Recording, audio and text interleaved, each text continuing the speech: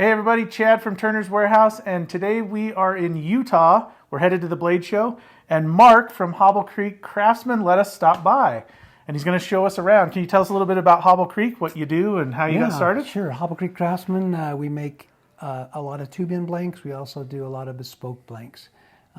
Our thrust right now is towards bespoke, although we still carry our full line of tube-in blanks that we have. They're unique. Most of the designs that we have are military themed. Our bespoke blanks continually growing. So you can check those out on hobblecreekcraftsman.com or shoot on over to Etsy. And you can. Hey, I know you have Boy Scout blanks. Were you an Eagle Scout? Yes, I was. Me too. Eagle Scout, All yeah. right, man. Very cool. Welcome to the nest. All right, so we're going to take a look around Mark's shop. He's going to show us around, and then we'll probably take a look at some of your blanks if that works. Yeah, sure. I got a drawer full of them right there. All right, let's do it. So where to start? This is my shop. I'm really proud of our country, and there's our flag, and it's prominently displayed in our shop. So that's a good place to start. Here's my lathe workstation. Beautiful Powermatic. Powermatic 3520C. I love this part of it. Yeah. I move that around where I need to for emergency shutoff, but and you need a lathe this big for turning pens, right? So I mean, oh, absolutely. You got to have the power if you're going to turn pens. Absolutely. But I love your tool setup too. Nice and handy. Thanks, it's all lit up. Don't nice. look too close. I did make that myself. Oh, it looks great.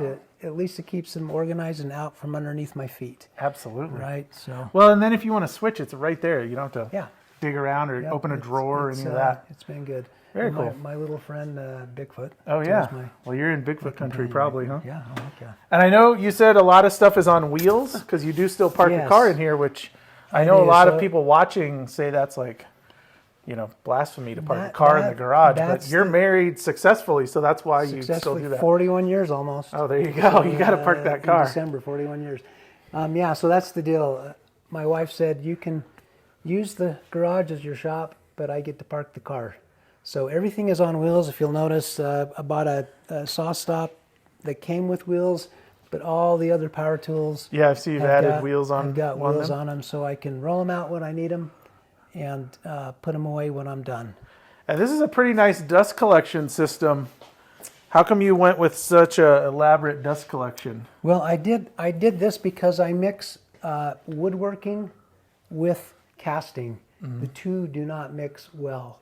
So I went with Oneida Air Systems because of the HEPA filter on this. Yeah. So you probably get nothing coming out of your filter.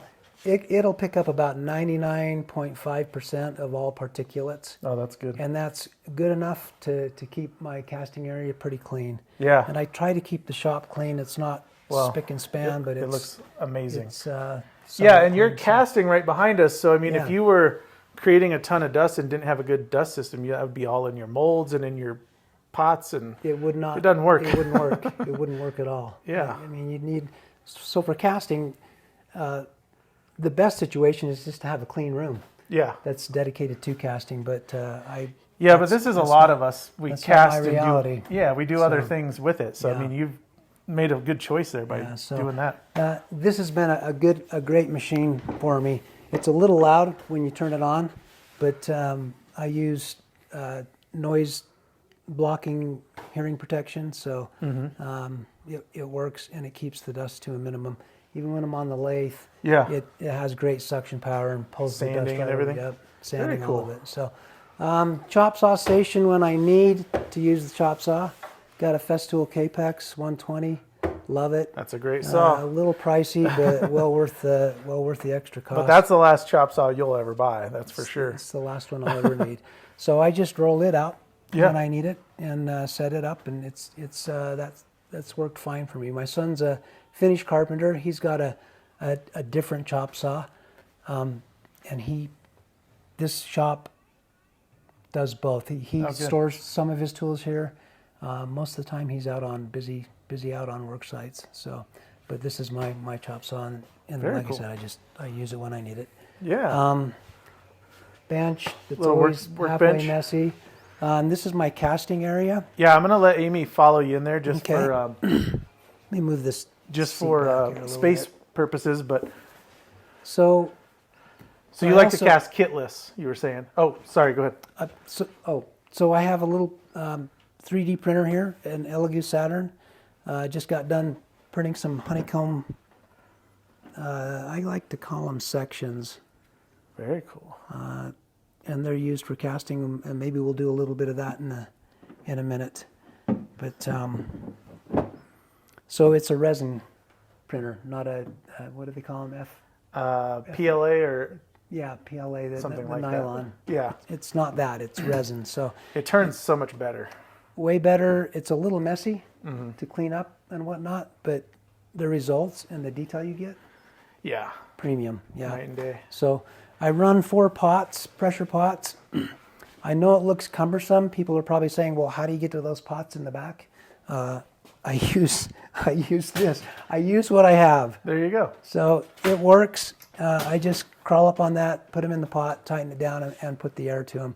I set my pots up also. I know a lot of guys are adverse to keeping the air pressure hooked up to them, but I put safety relief valves on all my pots. So if there is a runaway situation, that relief valve will pop and keep everything safe.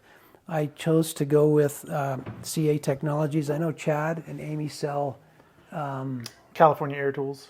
You guys have the other one too, the setup for, is that what it is? California Air Tools? California Air Tools. And if I would have had access to those before I bought these, I would have went with those. Those haven't been out that long, the ones that are made for casting that come ready to go. But I mean, CA Technology is probably one of the best pots out there. And these came pretty much, I modified them a little bit. Like I said, I put the relief valves on them, the pressure relief valves. And whatnot, but for the most part, they were ready to roll too. Yeah. And I like them a lot. And what do you like to cast with, resin-wise? I am a ardent user of Alumilite Clear Slow Set. Makes sense. That's, I have found the best. I started out with PR, polyresin, but it hurt my lungs so bad. Terrible stuff. Did nasty things to me, so I stayed away from it. I know it's probably the better resin to use for UV protection. Yeah, but I don't think it's worth it. Yeah, I don't think it's worth the trade-off. It's terrible stuff. Lungs. So here's my little, if you want to. Yeah. So I see if you can come in here. I felt super unorganized, and one of my goals at the beginning of the year was to get my pigments set up. So that is set up, I would say. I use mostly eye candy. Yeah, I love how you put the name on top because I always have to pull them out too. Yeah, because you can't see it from on top. And I also love Mad Micas. Yeah. They have a great cool pigment, so you can get a little bit more for the price. But, can I ask you what this is here on the side? So these help me. These are just color samples. I just call them color ropes. So all you aspiring casters, here you go. So you can tell which color you want to make by you can got it hold all those numbered. up and combine them, and that's a look great at idea. how they're going to look together, and that gives me an idea what it's going to look like when there's resin in the pigment. Yeah, because the pigment doesn't always look like when it's going to come out. Yeah, almost. And there's some that look completely different. Yeah. Until you get resin in them, and then you're like, oh, that's not the color I was going for. And then it gets wet with resin. So yeah, that's something that helps me stay organized. So yeah, I cast my own molds. That have tube-in molds. Tube-in molds that have my own company name on them. So that's something that I chose to do. Cost a little bit of money to get the molds. And you do a bunch of different sizes. Yeah. Junior, Sierra. I stick with 3 sizes on my websites: Bold Action, Magnum Bold Action, and Sierra. Okay. For me, it keeps things simple rather than offering 16 different tube sizes. And I build all my tube-in stuff upstairs in my office. I use these for my bespoke. Fred has a great product here. The P-Town Subby molds. P-Town Subby molds. These are the ones we have at Turner's as well. Yeah, excellent. Good stuff. And you can get those, I think, in 12-inch too, can't you? I'd have to look. I think there is some other size. I know you can get them in 6 as well. But yeah. The 8s work really nice. Yeah. Very cool. So that's that. Yeah, great casting area. Yeah, it works. Very cool. Let's Amy, see. take a look at this board over here. I see a Turner's sticker. Yes, indeed. All right, if you guys are watching this and you see your sticker, give a shout out. Anybody who sends me product or I buy product Look, from, there's Fred and Eye Candy, Headlight Revolution, Person Make Object, stuff from my table Cactus saw. Juice. Well, I know where Mark gets his stickers. Sticker Mule. I have the same sticker on my fridge. That's very cool. So yeah. Lizard Blanks. Yep. I haven't seen him around lately. Yeah, oh, there's the old Envy. Here's a classic Zach there you sticker. go, Zach. Yeah. I need to get a new sticker from Zach. That's the, there's your Hardin. Hey, look, there's the Turners. He's at our shop right now, Michael. But unfortunately, we're in Utah. That's pretty awesome. In your shop. So, great product. Yeah. So, yeah. Very cool. Hey, let's show some blanks and stuff. Okay. We can open up the magic drawer here. Do you have any 2-bins handy, or are they all? I do upstairs. Okay. There's some 2-bins right here. Oh yeah, here, this will work, Amy. You can just kind of show them. These are military themed. This is a product called Dicrolam. Dicrolam. Dicrolam. I always never know how to say it. Super sketchy to get it wrapped around a brass tube, but man, that looks cool. They now have adhesive on the back. They didn't used to. Oh, that'll help. You used to have to do it with CA glue, but now they have a 3M adhesive on the back, and so it makes it super easy. And here's your Marines. And you have a variety of different military ones. I do, and all my military 2-bin blanks are licensed and trademarked. So they've all gone through the process of being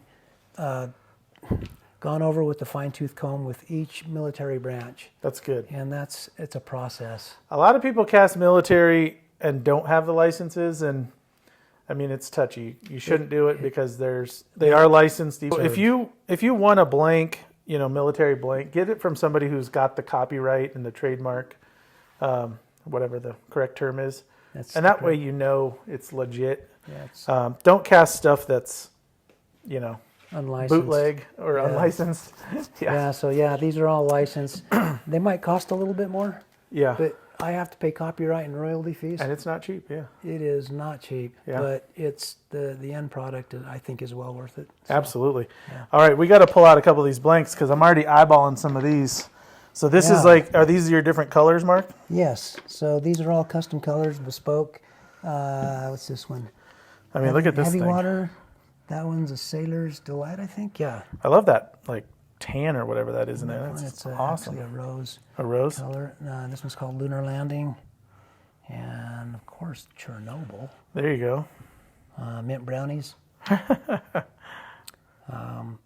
So I'm a retired pilot, and most people wouldn't get what this means, rare bear. Rare bear? So if you've ever gone to the Reno Air Races, that is one of the aircraft, the color scheme on one of the aircraft, the old P-51s that they fly back there. Really? At the Reno Air Races. This year was the last time they're ever going to fly them again. But yeah. So some of my blanks have aviation-themed names to them. So that's great. Another one is Strega, another one's Dago Red. But Amy, you should zoom in here because there's some great colors. So these are a lot of fun. This one, people wonder if the pattern carries through. It does. The pattern carries through on that. It's not exactly what you see, but it's tight like that. When you get into it, you'll see that it carries through deep into the blank. This one, the colors and the pattern almost looks like an old ebonite. You can see on this one. Yeah, look at that. So here's okay, there you go. You turned it. And you can see the pattern. That's a great example. The pattern carries through on that. This is another, what's this one? Thor's Hammer.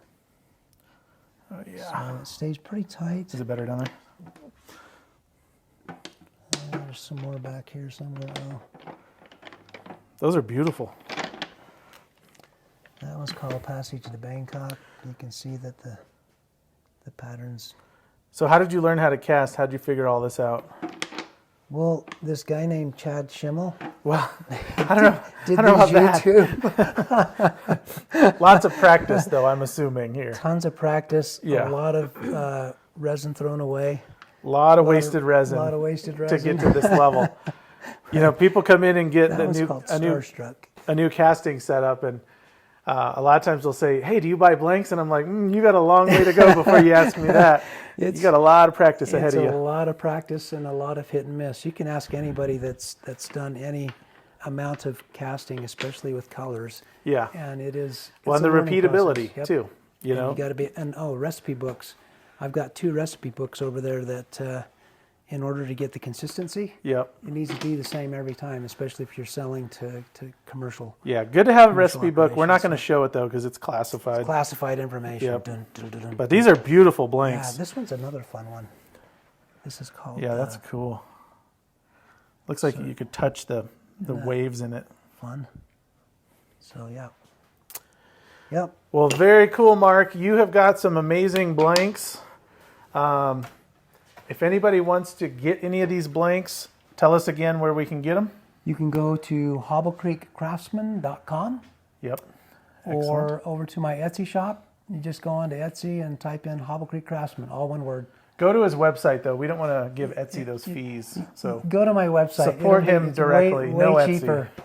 Yeah. For me. Etsy takes a lot of money. And they get the same price, right? So, yeah, you might as well give it to Mark, not Etsy. It's the same Well, price. thanks again. I hope everybody checks out all these cool blanks. Thanks for the shop tour.